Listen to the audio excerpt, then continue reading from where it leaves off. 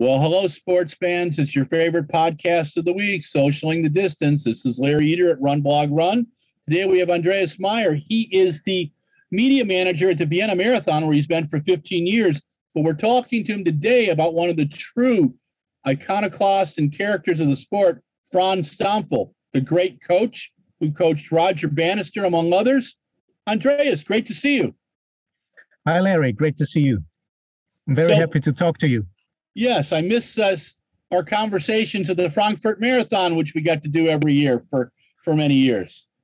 Yeah, it comes back this autumn, and I hope we see there. Yes, cheers. So this is the English translation of your book on Coach Franz Stampfl. What is the exact title? It's called Genius, Coach, and Citizen of the World, a biography. I recall reading about him, and I put him in that place where we put the greats like Percy Cerruti, one of those coaches who had an incredible personality and one of the true characters of the sport. In doing the research on the book, what was the major theme that you came across? It's an enormous big story. It's really a huge story in many different ways, because you have the sporting terms. Of course, he was an athletics coach, highly successful, coach to Roger Bannister in preparation at the first sub 4-minute mile, to both of his pacemakers, Chris Brasher, Chris Chataway, coach to Ralph Dubell, who won an Olympic gold medal 800 meters 1968 in Mexico. So it was hugely successful in terms of athletics. Then there are at least two other important things. The other story is his personal life. He was born and he grew up in Vienna, Austria, the city where I live in. He came simply from nowhere. He just was interested in doing athletics and becoming a coach, and he was coming from a very modest background and reached very high success in world of athletics. He left his country. He went to Britain in 1937, got there when World War II broke out. He got interned because he was regarded as a so-called enemy alien by the British. He was an Austrian. So then he got deported on a ship to Australia. He was interned there for 2 years. So you have this personal life where at the end of in 1980 he had a terrible car accident. He was standing with his car at the red light, so his car was standing still, but another car was coming from behind and crashed into his car. So he was left paralyzed with his arms and his feet remained paralyzed for the last 14 years of his life. So you have this personal life, and you have all the things that's associated with social background, history. So it is also a kind of story of the 20th century, because he was born in 1913 in Vienna at the end of the Austro-Hungarian monarchy, just before World War I started. He was there. As I told, he was being deported and interned during World War II. So he was an eyewitness to all the things, to all the political developments, to the wars that happened, and he felt it in his very own personal life. So you have the sports, you have the personal background, and you have this whole political thing, and that's really makes it extraordinary, I think. Let's start with the sports. How did he come to meet Roger Bannister? He was there from 1948 in the UK after he returned from internment during World War II in Australia. And he was there just trying to make a living as a freelance athletics coach. That was, I would say, that was a profession that didn't exist at that time. Yeah? Yes. But he was there, and he talked to people. He started training groups and in parks. He was looking for He was looking for places where they could make decent athletics training. Yeah, also indoor facilities.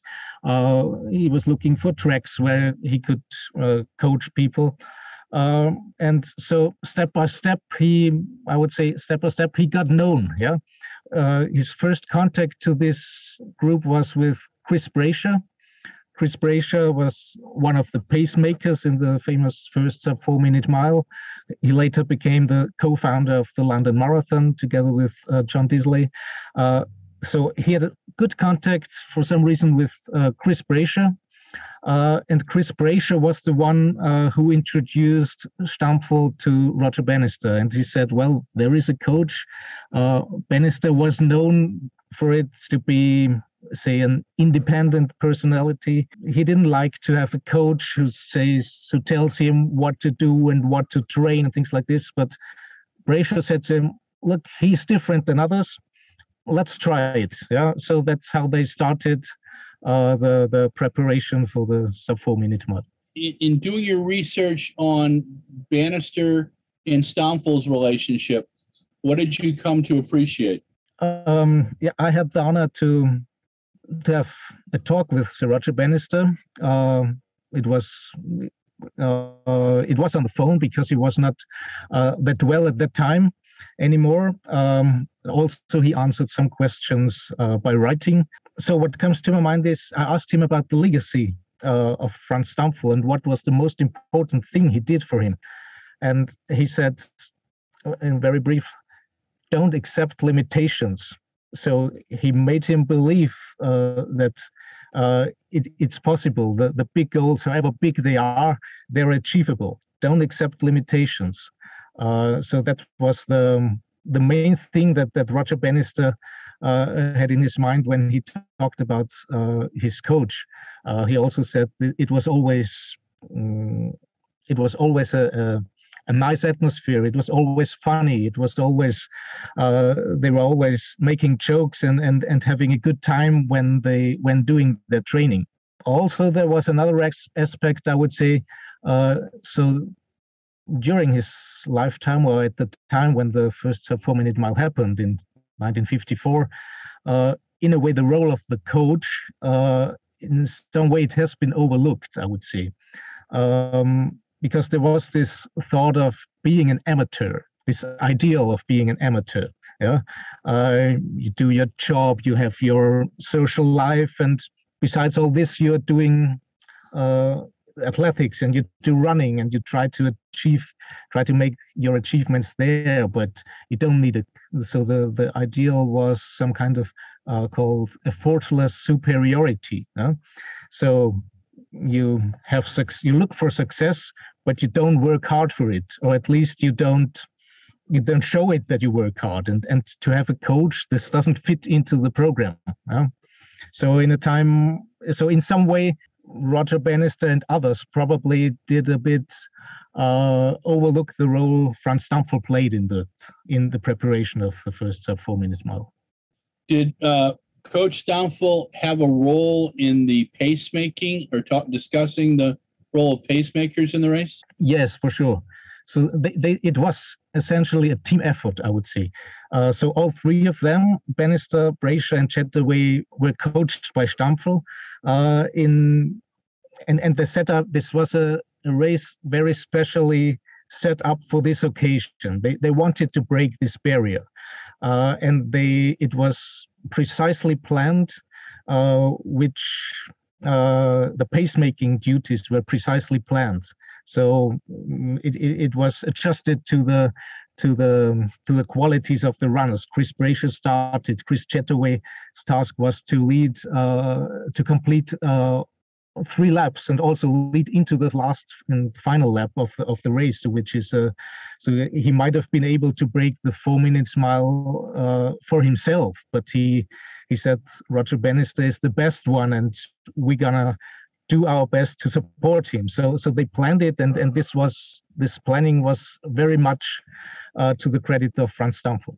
Now, in 1953, wasn't there a race where Bannister ran a 4:02 and change race, And I think that one of the pacemakers slowed down enough that he was actually lapped by Bannister so he could run with him for a lap. And the AAA said, no way, they didn't accept it. What was the feeling about pacemakers at the time? Yes, you're right. The race you mentioned, this took place, as you said. It was just a kind of trial race, just to show, just to get an impression what's possible. Yeah. It was not, as far as I remember, this was not thought to be an official race. Yeah, and of course the officials, they would have rejected it, or they rejected it, the result. So I think it wasn't common at that time. Yeah, it wasn't common at that time to use pacemakers. This is something that developed over the years. When they actually ran the 4-minute mile on 6th May 1954, it was part of an official race, and all of them, they started the race together, and so they had this plan that Chataway and Brasher, that they acted as pacemakers, but this was part of an official race between, I think it was between two university teams. Yeah. Do you think that Stampfl appreciated the enormity of Bannister breaking 4 minutes for the first time? Yeah, for sure. This was such a big issue to have this barrier broken. Yeah, this was the prime athletics achievement at that time, I would say. So everybody knew, whoever does it first, this will be something really special, and this will be remembered.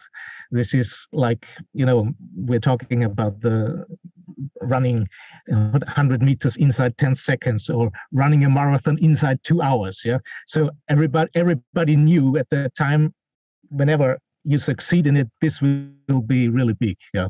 Stampfl knew it, of course. Was Stampfl coaching Bannister when he won the Mile of the Century, the Commonwealth Games event, or the Empire Games, against John Landy?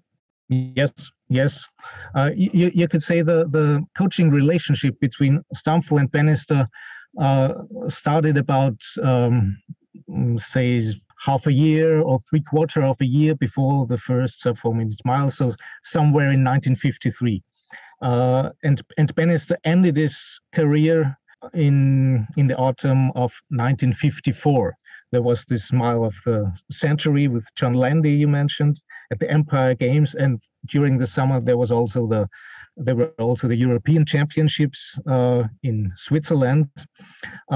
So also at these occasions, Empire Games and European Championships, he was coached by Franz Stampfl, and this was, he didn't make the trip to the Empire Games. Stampfl didn't make the trip there, but Bannister remembers, and this is also recalled in the book, when they, before the race, before Bannister left London for the Empire Games to Vancouver, they had very intense talks about tactics and about what could Landy do, and what if something happens in the race, how should Roger Bannister react?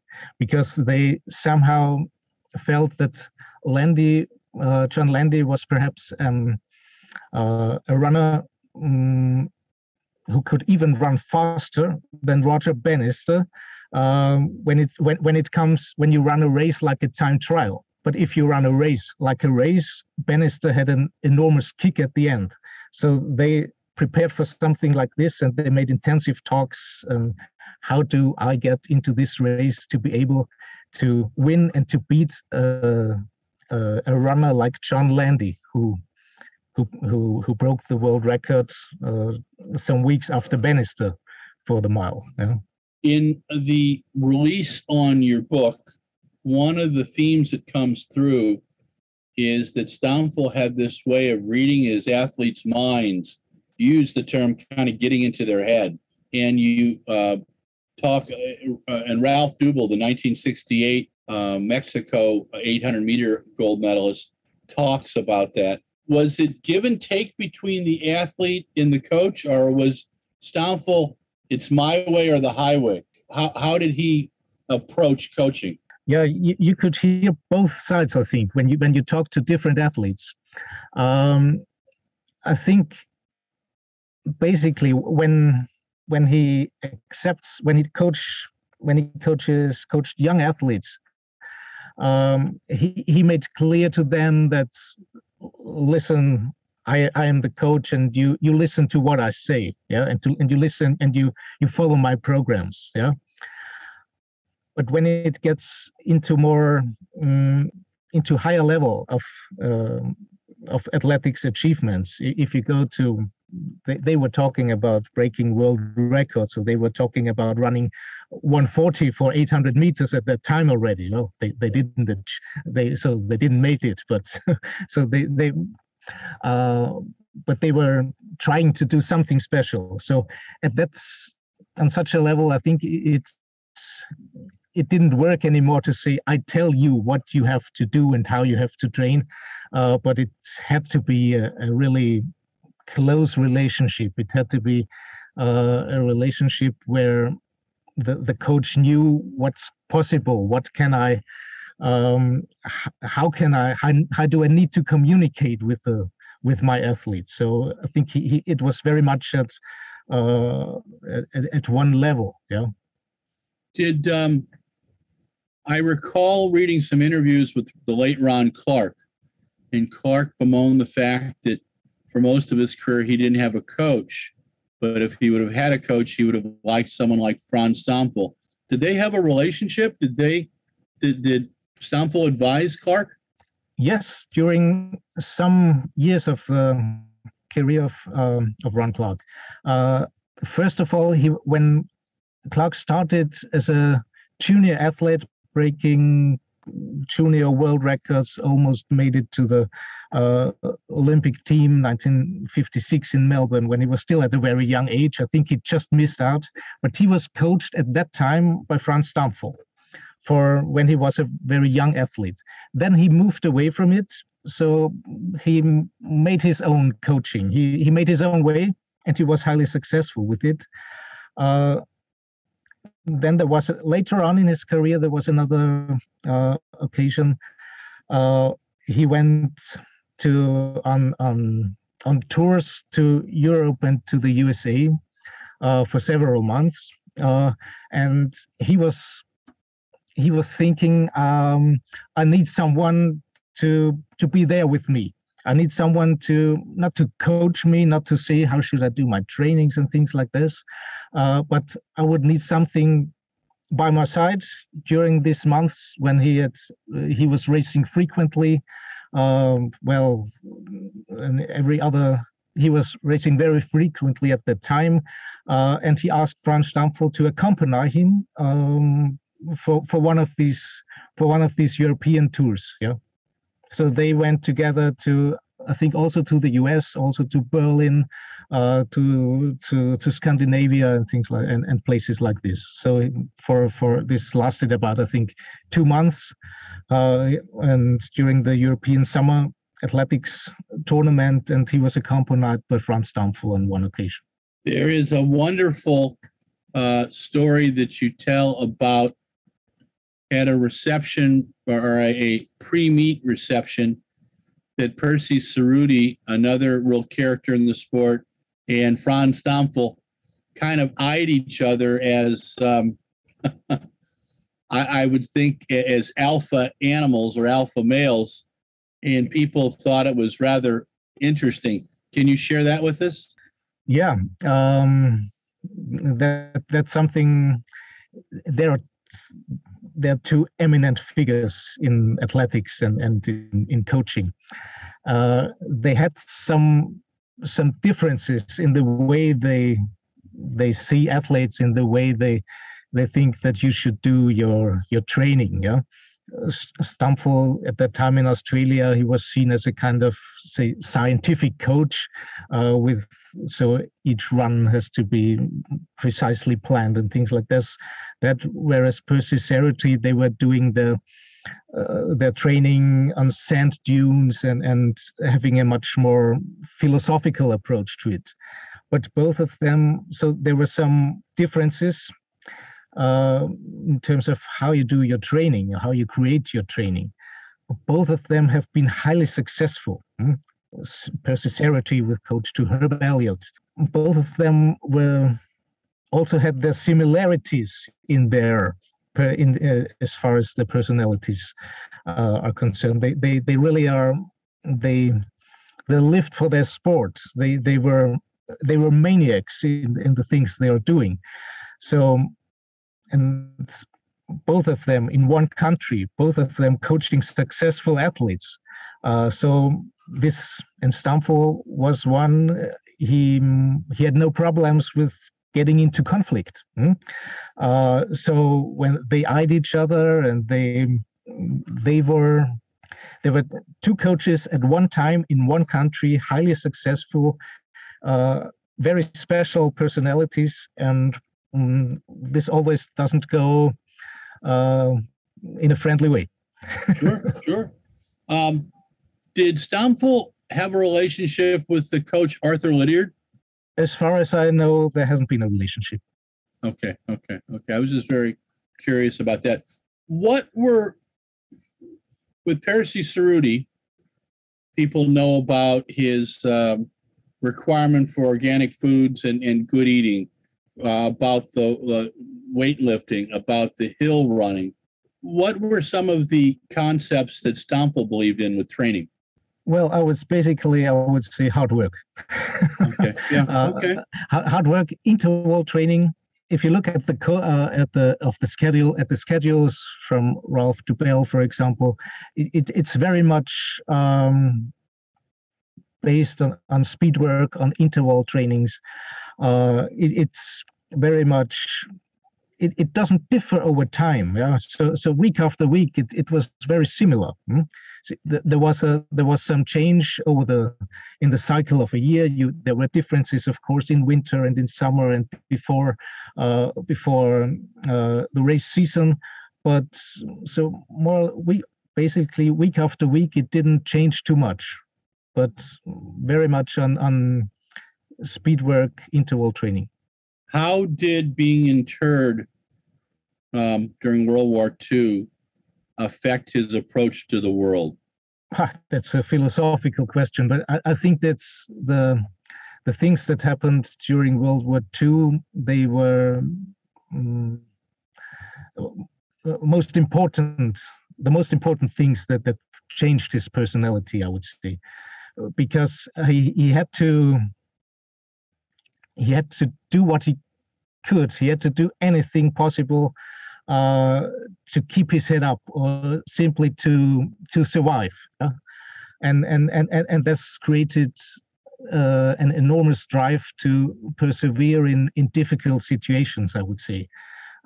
He quite often, or he sometimes said to his athletes, so don't get yourself down by circumstances. Yeah. Look at my background. It hasn't been easy, but I prevailed. I survived, and I kept on going. Don't let yourself down by circumstances. Keep on going. Keep on fighting. So I think this fighting spirit, this has been developed during these years. You said that he and Bannister, Sir Roger Bannister, had shared a good sense of humor. Is that how Stampfl was with all of his athletes, or was that unique to the relationship with him and Bannister?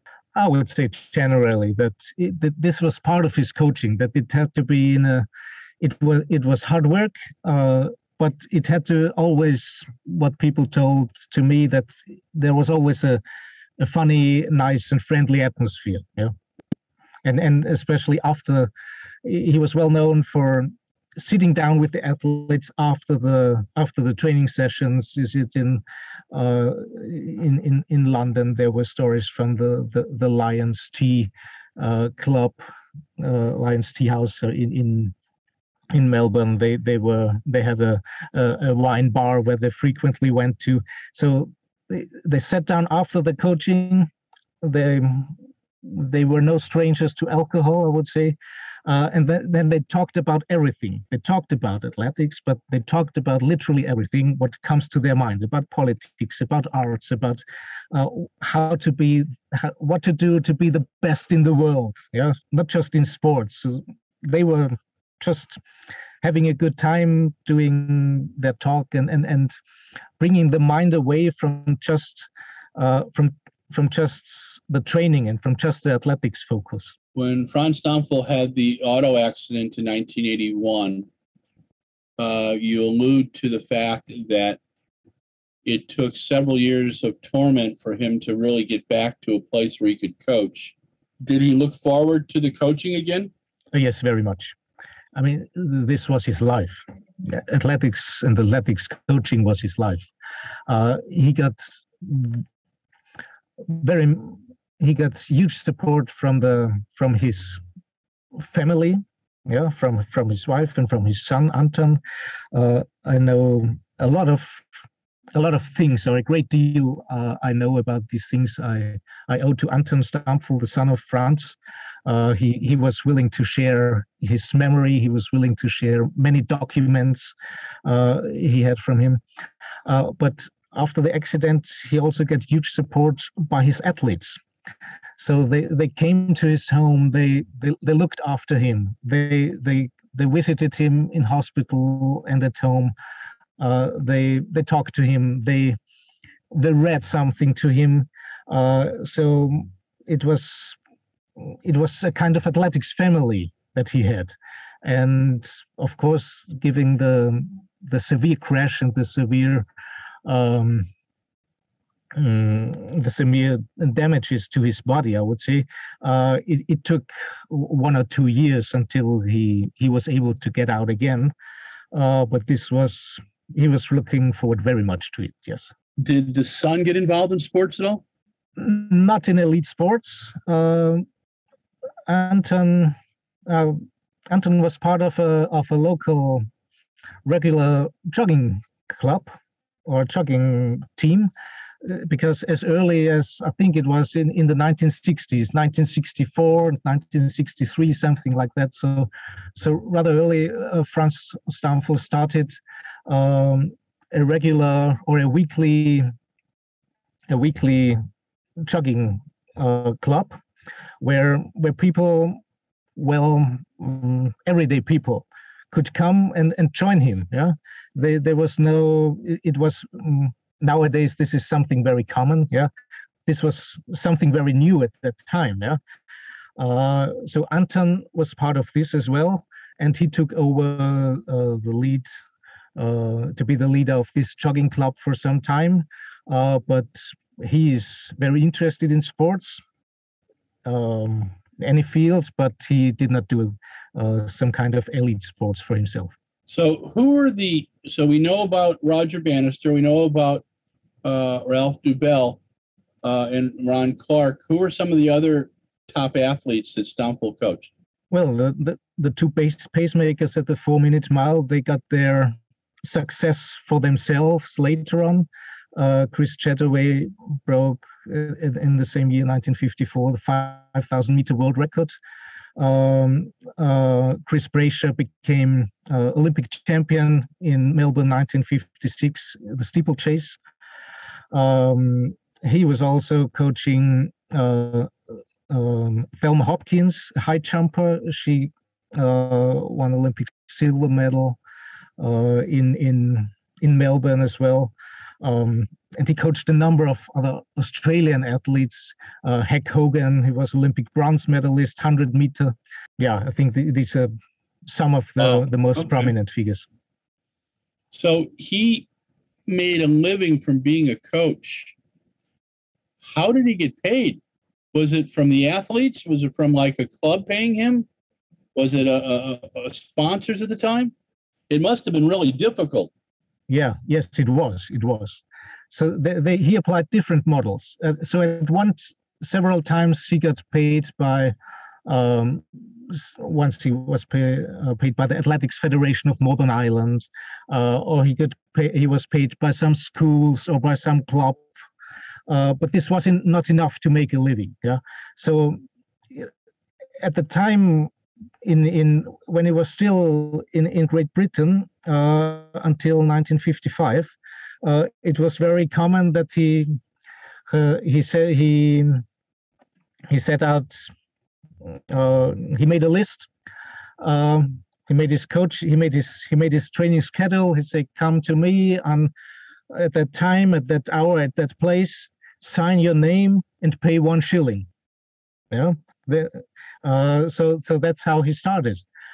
Later on in Australia, he got a paid job. He was first he got an offer by the Victorian Athletics Federation, and later on he got a regular job, and that was of course very important for him as athletics advisor at Melbourne University. But the beginnings were just same: sign your name and pay 1 shilling. Wow, Andreas, this is pretty awesome. I'm looking forward to. We'll be posting where people can buy the book, and thank you very much. Now, you did the German or the Austrian version of the book a few years ago? Yep. It was published in 2013 to the 100th birthday of Franz Stampfl.